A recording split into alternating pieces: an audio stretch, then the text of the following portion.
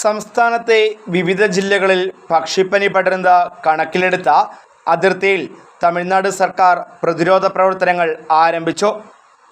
കേരളത്തിൽ നിന്നും അതിർത്തി കടന്നു പോകുന്ന വാഹനങ്ങളും മറ്റും പരിശോധിക്കുവാനും പ്രതിരോധ മരുന്ന് തളിക്കുവാനുമായി പുളിയറയിൽ പരിശോധനാ കേന്ദ്രം പ്രവർത്തനം ആരംഭിച്ചിട്ടുണ്ട്. ഒരു ഡോക്ടറുടെ നേതൃത്വത്തിൽ ദിവസം 3 ഷിഫ്റ്റുകളായാണ് പരിശോധന.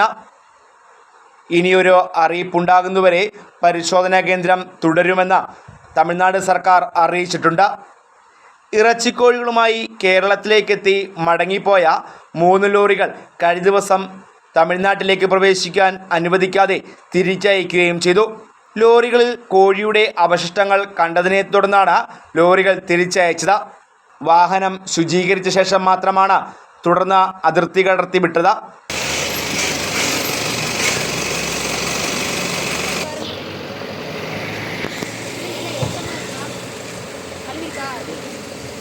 நல்லா பாருங்க, கம்ப்ளீட்டாக கழுவிருக்காங்கன்னு பாருங்க.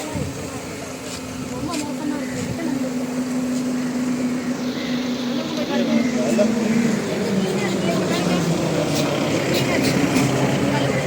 கழுவுறதா இருக்குது, எல்லாமே இதாக இருக்குது. ஏங்க ரொம்ப நோட் பண்ணிட்டு கம்ப்ளீட்டாக க்ளீனாக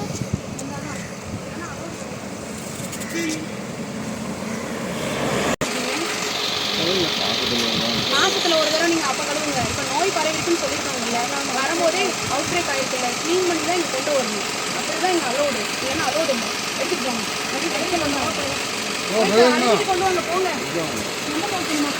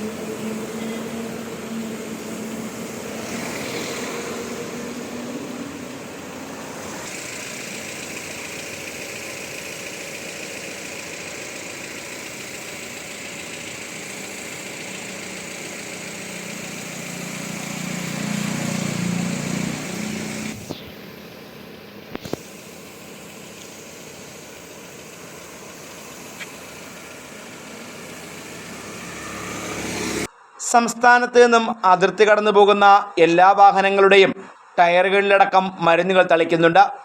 കൂടാതെ റോഡിൽ ക്ലോറിനേറ്റ് ചെയ്ത അതിലൂടെയാണ് വാഹനം കടത്തിവിടുന്നത്.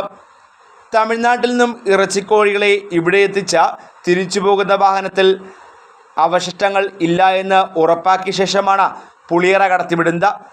ഇവിടെ നിന്നും കോഴിത്തീറ്റ, വളത്തിനായി കോഴിയുടെ അവശിഷ്ടങ്ങൾ എന്നിവ കയറ്റിയ വാഹനങ്ങളും കടത്തിവിടുന്നില്ല. എന്നാൽ തമിഴ്നാട്ടിൽ നിന്നും അറവുമാടുകളും ഇറച്ചിക്കോഴിയുമടക്കം കേരളത്തിലേക്ക് എത്തിക്കുന്ന പരിശോധിക്കുന്നതിന് അതിർത്തിയിൽ കേരള സർക്കാർ യാതൊരു നടപടികളും ആരംഭിച്ചിട്ടില്ല. തമിഴ്നാട്ടിൽ നിന്നും കുളമ്പ് രോഗം ബാധിച്ച അറവുമാടുകളടക്കം കേരളത്തിലേക്ക് എത്തിക്കുന്നുണ്ട്. ഇത് പരിശോധിക്കുവാൻ തെന്മലയിൽ പ്രവർത്തിക്കുന്ന മൃഗസംരക്ഷണ വകുപ്പിൻ്റെ ചെക്ക് പോസ്റ്റിൽ സംവിധാനങ്ങൾ ഒന്നുമില്ല എന്നാണ് സത്യാവസ്ഥ. Fox TV news bureau, Aryankavu.